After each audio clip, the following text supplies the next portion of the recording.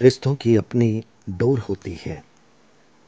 जो रिश्ते दिल से जुड़े होते हैं वे रिश्ते जिंदा रहते हैं। जो रिश्ते स्वार्थ की वजह से बने होते हैं या फिर औपचारिकता की रस्मों से बंधे होते हैं वे रिश्ते अक्सर मर जाया करते हैं। कोरोना काल की एक सच्ची घटना। सोशल मीडिया के प्लेटफॉर्म से विष्णु गुप्ता जी का हृदय से आभार।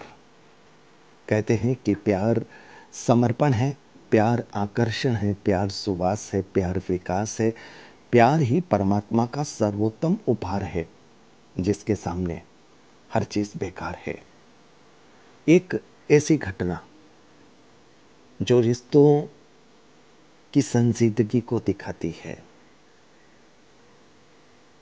और रिश्ता जब एक वफादार कुत्ता अपने मालिक के साथ निभाता है तो वो इस तरह से निभाता है कि उस तरह का रिश्ता इंसान भी, अपने सगे भी शायद नहीं निभा सकते। सुनिए घटना। वे लोग पिछले कई दिनों से इस जगह पर खाना बांट रहे थे।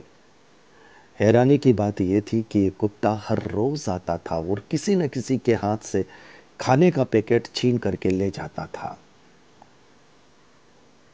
हर दिन की इस तरह की घटना को देख करके आज उन्होंने एक आदमी की कुत्ते पर नजर रखने के लिए ड्यूटी लगाई थी कि खाने को लेने के चक्कर में कुत्ता किसी आदमी को काट न ले। लगभग 11 बजे का समय हो चुका था और वे लोग अपना खाना वितरण शुरू कर चुके थे। तभी एक कुत्ता तेजी से आया, एक आदमी के हाथ से खाने की थैली झपट कर भाग गया। वह लड़का जिसकी ड्यूटी थी कि कोई जानवर किसी पर हमला न कर दे, वह उस कुत्ते का पीछा करते हुए कुत्ते के पीछे भागा। कुत्ता भागता हुआ एक झोंपड़ी में घुस गया। वह आदमी उसका पीछा करता हुआ झोंपड़ी तक आ गया। कुत्ता खाने की थैली झोंपड़ी में रख के बाहर आ चुका था और वो आदमी जो कि कुत्ते के पीछे दौड़ता हुआ आया था वो ये देख करके हैरान था। झोपड़ी में घुसा तो देखा एक आदमी अंदर लेटा हुआ है। चेहरे पर बड़ी सी दाढ़ी है और उसका एक पैर भी नहीं है।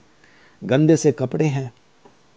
उसने उस आदमी से कहा, ओ भैया, ये कुत्ता तुम्हारा है क्या? झोपड़ी में बैठे आदमी का पलटकर जवाब था, मेरा कोई कुत्ता नहीं है। कालू तो मेरा बेटा है, उसे कुत्ता मत कहो। वो भिखारी बोला,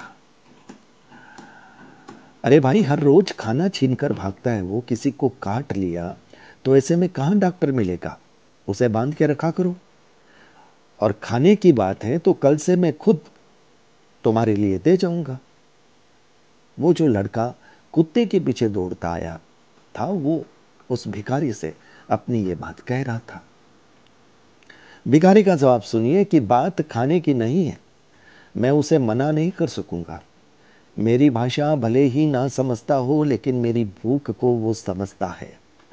जब मैं घर छोड़ के आया था तब से मेरे साथ है। मैं नहीं कह सकता कि मैंने उसे पाला है या उसने मुझे पाला है। मेरे तो बेटे से भी बढ़कर है। मैं तो रेड लाइट पर पेन बेचकर अपना गुजारा करता हूं, पर अब सब बंद है। वह लड़का एकदम मौन हो गया। उसे यह संबंध समझ ही नहीं आ रहा था।